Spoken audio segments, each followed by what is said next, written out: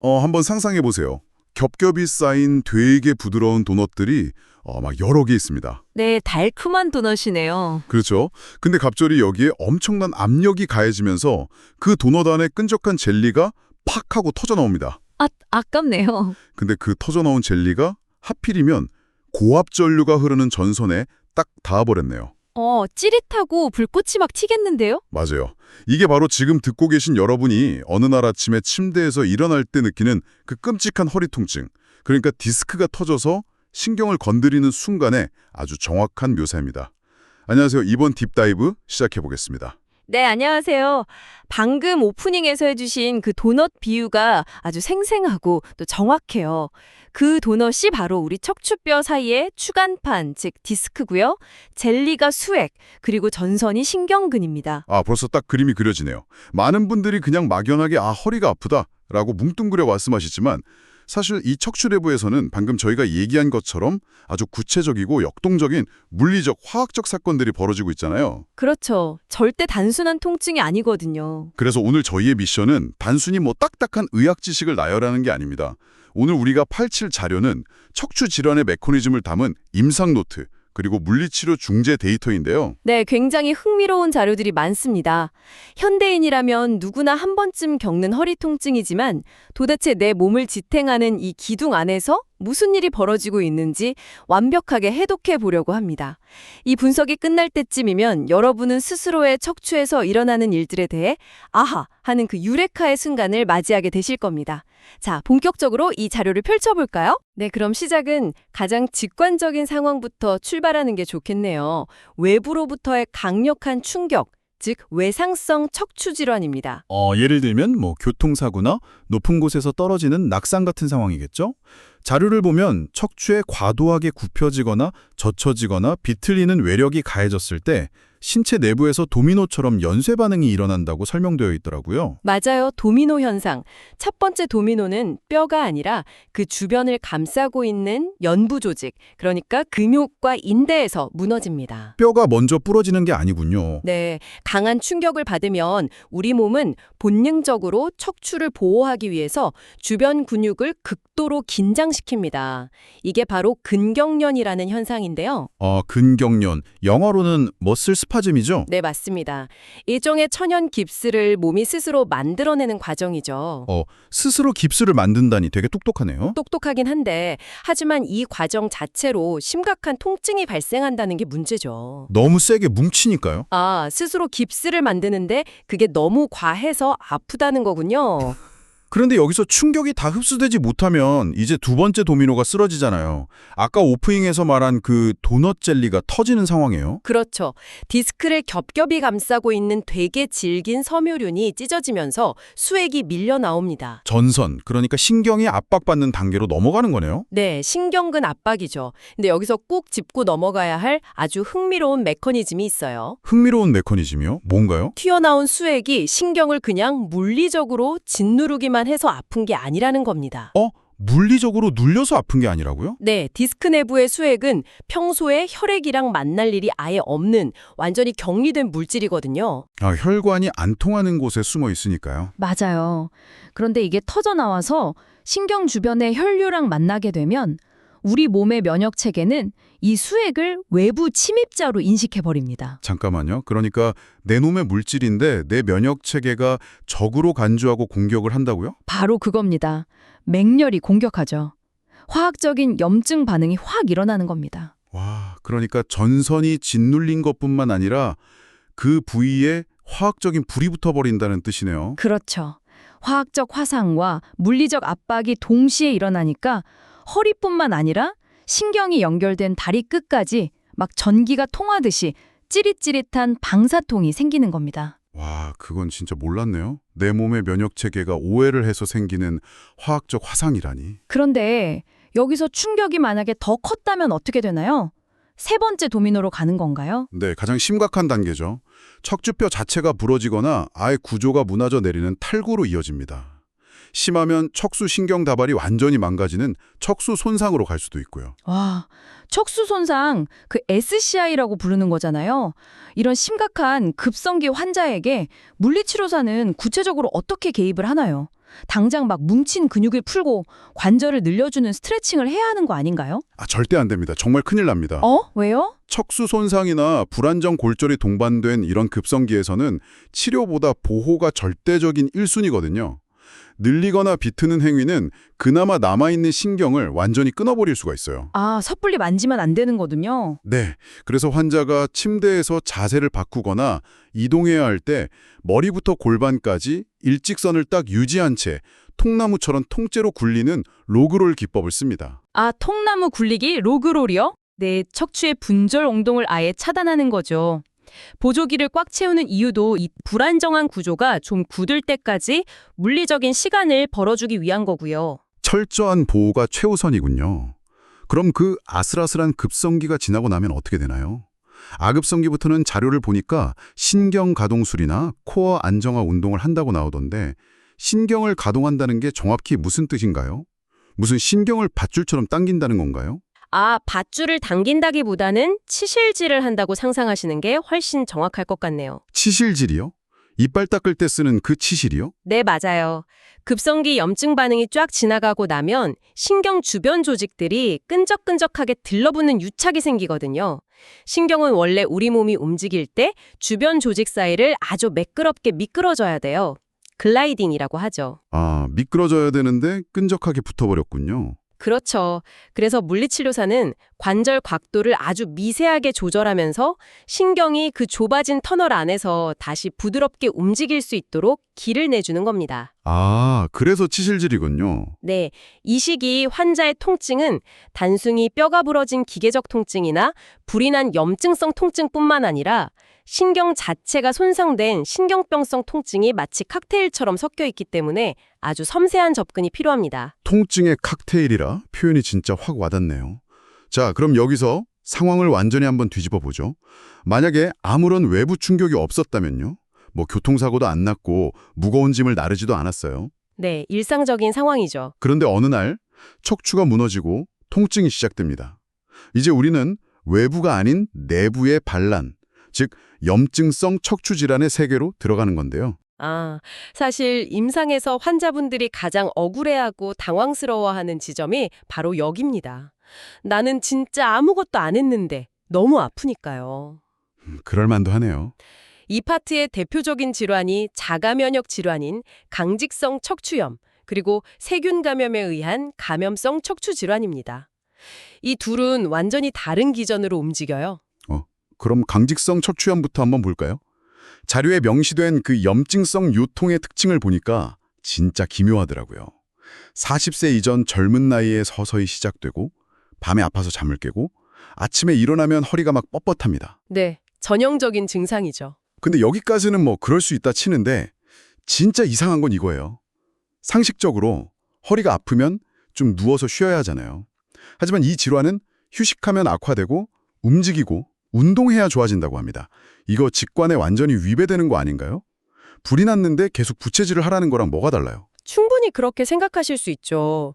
그런데 강직성 척추염이 우리 몸을 파괴하는 그 독특한 메커니즘을 딱 알게 되면 이 역설적인 처방의 이유가 명확해집니다. 어떤 메커니즘인데요? 이 병의 염증은 특이하게도 인대나 힘줄이 뼈에 달라붙는 부위, 그러니까 부착부라고 하거든요.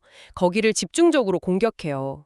근데 진짜 문제는 우리 몸이 이 염증 상처를 치유하는 과정에서 발생합니다. 치유하는 과정에서 문제가 생겨요? 네, 상처를 회복하면서 그 부위에 아예 새로운 뼈를 만들어버리거든요. 인대가 뼈로 변해버린다고요? 네, 그걸 골화라고 부릅니다. 뼈로 변한다는 뜻이죠. 척추뼈 사이사이를 이어주는 그 부드러운 인대들이 전부 뼈로 딱딱하게 굳어버려서 결국 척추 전체가 마치 대나무처럼 통뼈 하나로 이어지게 되는 무서운 병입니다. 대나무처럼요? 척추 분절의 움직임이 아예 통째로 사라지는 거네요. 그럼 아까 운동해야 낫는다는 그 역설은 어떻게 설명이 되나요? 엄밀히 말하면 뼈가 굳어가는 병리적인 과정 자체를 운동으로 완전히 막을 수는 없어요. 그렇다면 최소한 어떤 자세로 굳게 만들 것인가가 핵심이 되거든요. 기왕 굳을 거면 좋은 자세로 굳게 하자. 맞습니다. 통증 때문에 아프다고 가만히 웅크리고 누워만 있으면 우리 몸은 중력의 영향을 받아서 척추가 앞으로 굽은 채로 굳어버립니다. 자세 전굴이라고 하죠. 게다가 흉곽, 즉 갈비뼈 사이의 관절들까지 앞으로 굽은 채 굳어버리면 나중엔 숨을 크게 쉬지도 못하게 되거든요. 아하, 그러니까 끊임없이 허리를 뒤로 젖히는 신전 운동을 하고 가슴을 활짝 여는 호흡 운동을 계속해야 하는 거군요. 앞으로 굽은 채 굳어버리는 걸 막기 위해서요? 아주 정확합니다. 염증이 뼈를 굳게 만드는 그 병리적인 힘에 대항해서 물리치료와 운동이라는 물리적인 힘으로 내 몸의 구조를 끝까지 지켜내는 치열한 싸움인 셈입니다. 와, 진짜 몸 안에서 벌어지는 치열한 사투네요. 반면에 같은 염증성이라도 감염성 척추질환, 예를 들어서 결핵균이나 황색포도상균 같은 세균이 척추 골수염을 일으킨 경우는 대처법이 전혀 다르죠. 이때는 움직임이 약이 아니라 오히려 독이 되잖아요. 맞습니다. 완전히 반대죠. 이건 내 면역체계의 오작동이 아니라 실제 외부 세균이 뼈를 막 갉아먹고 고름을 만들어내는 아주 위험한 상황이거든요. 이때는 발열과 오한이 동반되고 피검사를 해보면 ESR이나 CRP 같은 염증 수치가 급격하게 치솟아 있습니다. 아, 그 혈액검사 수치들 말인데요. 오늘 보는 자료에 그냥 ESR, CRP가 증가한다 이렇게 딱딱하게 나와 있는데 이 방송 듣고 계신 여러분이 병원에서 검사지 받았을 때 이 알파벳들이 대충 무슨 뜻인지 알면 훨씬 덜 답답하실 것 같거든요. 이게 도대체 뭔가요? 무슨 적혈구랑 관련된 건가요? 네, 맞습니다. 원리는 아주 직관적이에요. 일단 ESR, 적혈구 침강 속도라는 건데요. 피를 뽑아서 시험관에 딱 뒀을 때 적혈구가 바닥으로 가라앉는 속도를 재는 겁니다. 가라앉는 속도요. 그게 염증이랑 무슨 상관이죠? 몸에 염증이 심하면 혈액 속에 특정 단백질들이 막 많아지는데요. 이것들이 적혈구들을 자기들끼리 끈적끈적하게 뭉치게 만듭니다. 아, 뭉치면 무거워지겠네요. 그렇죠. 무거워지니까 평소보다 훨씬 빨리 바닥으로 가라앉는 거죠. 오, 피가 뭉쳐서 무거워져서 빨리 가라앉으면 아, 내 몸에 염증이 있구나 이렇게 보는 거군요. 그럼 CRP는요? 이것도 비슷한 불자동차 사이렌 같은 건가요? 네, 맞아요. CRP는 C반응성 단백질이라고 해서 간에서 만들어내는 단백질인데요. 몸에 급성 염증이 딱 생겼을 때 수시간 내로 혈액에 폭증하는 특징이 있습니다. 아, 급성 사이렌이군요. 즉, 이 두 수치가 높게 나왔다는 건 지금 척추에 감염성 불이 아주 크게 났다는 뜻이니까요. 절대 운동하면 안 되고 당장 침상에서 절대 안정을 취하면서 강력한 항생제를 투여해야만 합니다. 같은 염증이라는 단어를 쓰지만 원인에 따라서 대처법이 진짜 180도 다르다는 게 너무 흥미롭네요. 자, 그럼 다음 주제로 넘어가 볼까요? 외부에 충격도 없었고 내부에 염증이나 세균 감염도 아니라고 칩시다. 그렇다면 척추를 망가뜨리는 또 다른 범인은 누구일까요? 누굴까요? 바로 우리가 매일매일 견뎌내고 있는 중력 그리고 시간입니다. 아, 중력과 시간. 네, 구조의 변형과 퇴행성 척추질환 파트로 넘어가 보죠. 아마 이 파트가 지금 이 이야기를 듣고 계신 여러분의 일상과 가장 밀접하게 맞닿아 있는 부분일 겁니다. 크게 보면 척추의 구비가 비정상적으로 틀어지는 변형성, 그리고 세월이 흘러서 척추 구조물이 닳아 없어지는 퇴행성으로 나눌 수 있습니다. 자료에서 변형성 질환부터 보면요. 척추가 옆으로 휘는 측만증, 등이 뒤로 심하게 굽는 과후만증, 허리가 앞으로 쑥 들어간 과전만증이 있더라고요. 그런데 여기서 이 자료가 가장 강조하는 핵심적인 구분이 하나 있습니다. 어떤 구분 말씀이시죠? 바로 기능적 변형과 구조적 변형의 차이입니다. 저는 이 두 가지의 차이가 물리치료로 고칠 수 있느냐, 없느냐를 가르는 아주 중요한 기준점이라고 느꼈거든요. 아주 예리하게 캐치하셨네요. 기능적 변형은 뼈 자체가 변형된 게 절대 아닙니다. 다리를 꼬거나 짝다리를 찝거나 아니면 모니터 볼 때 거북이처럼 목을 쑥 빼는 이런 나쁜 자재들 때문에 근육의 밸런스가 무너지면서 척추가 그냥 휘어 보이는 현상이에요.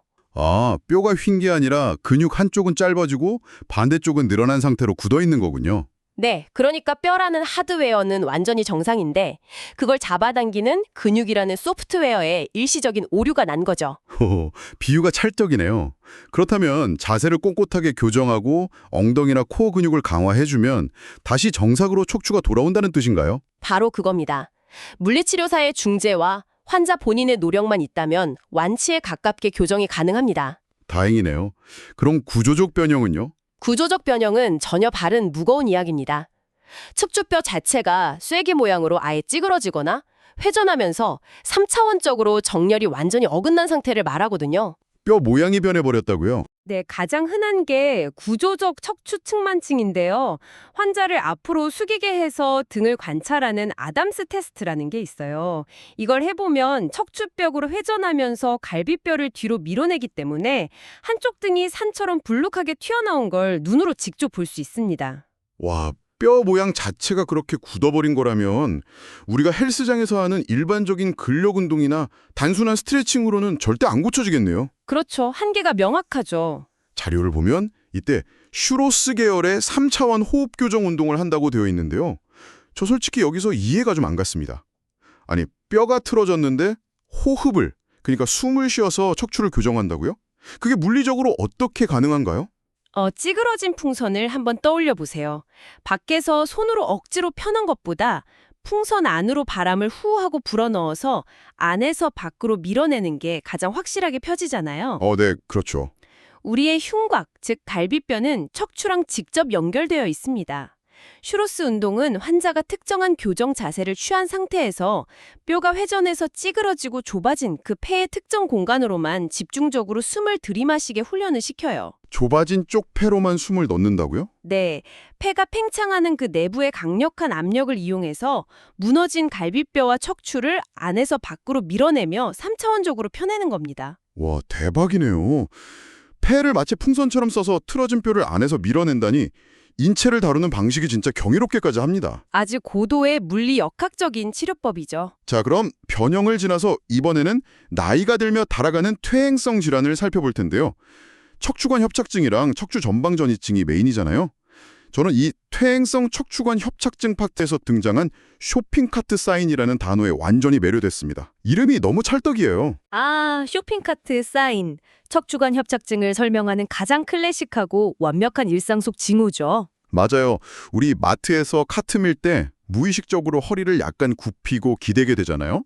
그런데 평소에 걸을 때는 다리가 너무 저리고 막 터질 것 같이 아파서 5분도 못 걷던 분들이 마트에서 카트에 기대서 허리를 약간 숙이면 몇 시간을 멀쩡하게 쇼핑하면서 걸어 다니신다는 겁니다. 네, 임상에서 정말 자주 듣는 이야기예요. 대체 허리를 굽힐 때 척추 신경관안에서 무슨 마법이 일어나는 건가요? 마법이 아니라 구조의 변화입니다.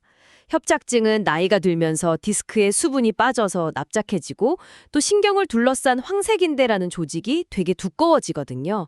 그래서 신경이 지나가는 터널인 척추관이 좁아진 상태를 말해요. 터널이 막혀서 신경이 꽉 끼어 있는 거군요. 네. 그런데 우리 척추 구조상 허리를 꼿꼿이 세우거나 뒤로 젖히면 뼈 사이가 좁아지면서 이 신경구멍이 더 좁아지게 됩니다.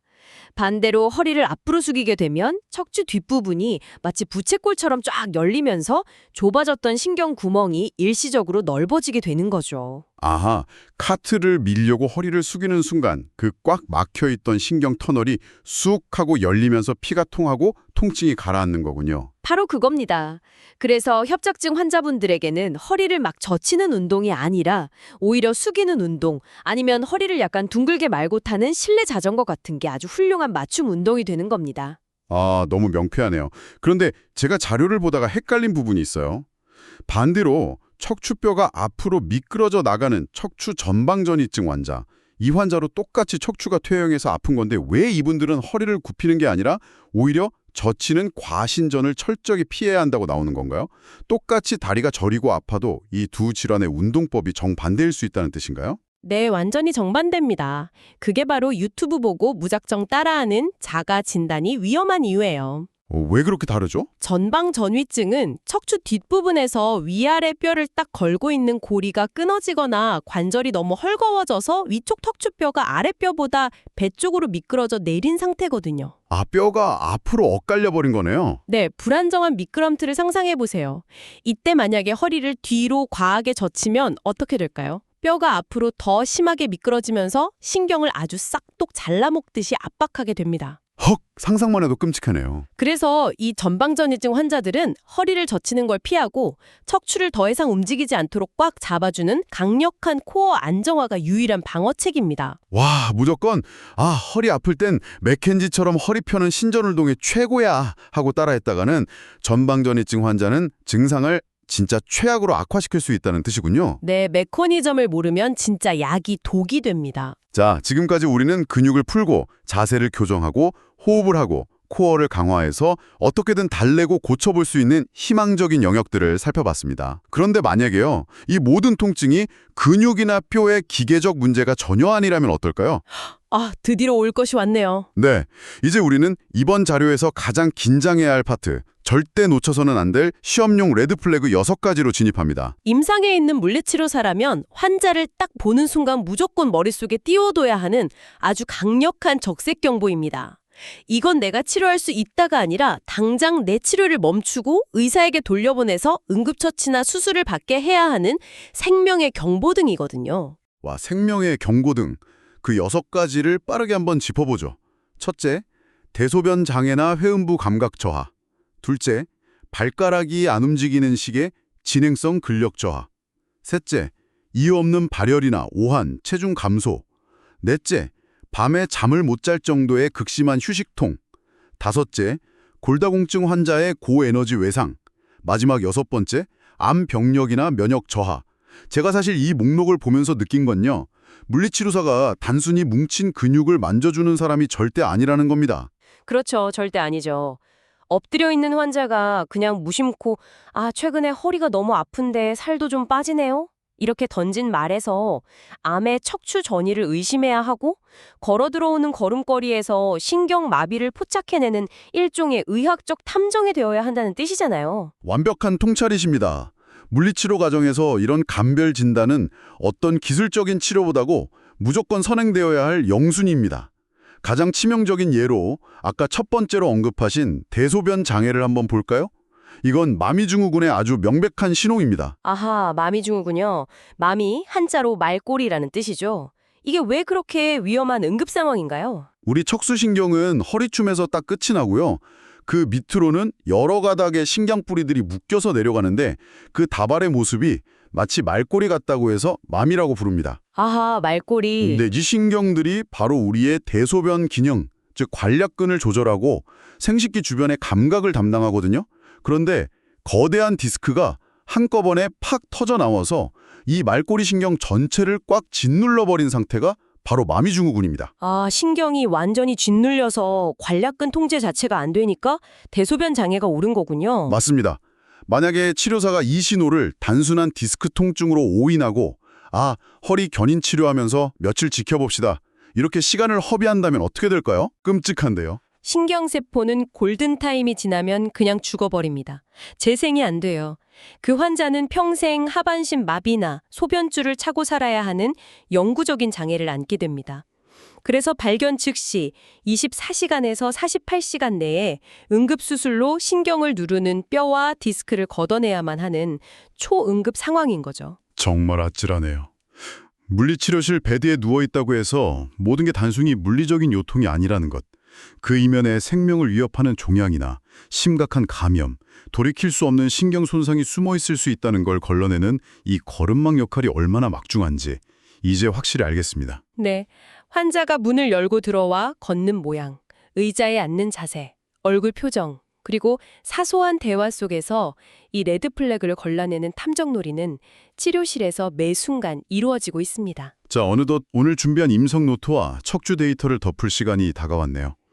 오늘 우리는 척추 질환의 4가지 굵직한 얼굴들을 해부했습니다. 외부의 충격으로 연부 조직부터 신경까지 파괴되는 외상. 뼈를 대나무처럼 굳게 만들어서 끊임없이 몸을 펴고 움직여 대항해야 하는 역설적인 염증. 그리고 시간과 중력이 좁혀놓은 신경관을 카트를 밀며 열어내는 퇴행과 변형. 마지막으로 당장 병원으로 뛰어가야 할 생명의 경보등, 레드플래그까지. 네, 이제 방송 들으시는 여러분은 누군가 내 옆에서 나 허리 디스크인가 봐 라고 말할 때 머릿속에서 도넛과 젤리를 딱 떠올리실 거고요. 또 아침에 일어날 때 허리가 너무 굳는다는 주인의 말을 들으면 염증이 인대를 뼈로 만들고 있는 건 아닌지 합리적인 의심을 해볼 수 있게 되셨을 겁니다. 네, 내 몸에서 일어나는 증상을 훨씬 더 높은 해상도로 바라볼 수 있는 강력한 지적 도구를 갖게 되신 거죠. 아는 만큼 내 몸을 지킬 수 있으니까요. 자, 그럼 여러분의 뇌리에 강렬하게 남을 마지막 질문 하나를 던지면서 오늘 이 시간을 마무리하겠습니다. 네, 어떤 질문이죠? 아까 중력과 자세가 만들어내는 변형 파트에서 우리는 분명한 사실 하나를 확인했습니다. 잘못된 자세로 인한 기능적 변형은 근육의 밸런스 문제라 아직 교정이 충분히 가능하지만 그게 고착화되어서 뼈 자체가 틀어지는 구조적 변형으로 넘어가면 그때부터는 되돌리기가 매우 어렵다는 사실을요. 네, 아주 중요한 포인트였죠. 그렇다면 이 둘을 가르는 경계선은 도대체 어디쯤일까요? 여러분, 당신이 무심코 다리를 꼬고 턱을 갠 채 이야기를 듣고 있는 지금 이 순간에도 당신의 근육은 그 나쁜 자세를 정상으로 인식하도록 은밀하게 프로그래밍되고 있을지 모릅니다. 부드러운 찰흙 같던 당신의 척추가 영구적인 도자기처럼 굳어버리기 전 그 변형의 스위치를 끄는 타임아웃 버튼, 여러분은 오늘 하루 중 언제 누르실 건가요?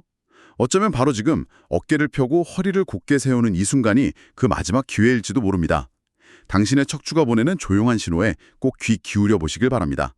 오늘의 딥다이브는 여기까지입니다. 함께해 주셔서 감사합니다. 네, 수고하셨습니다. 감사합니다.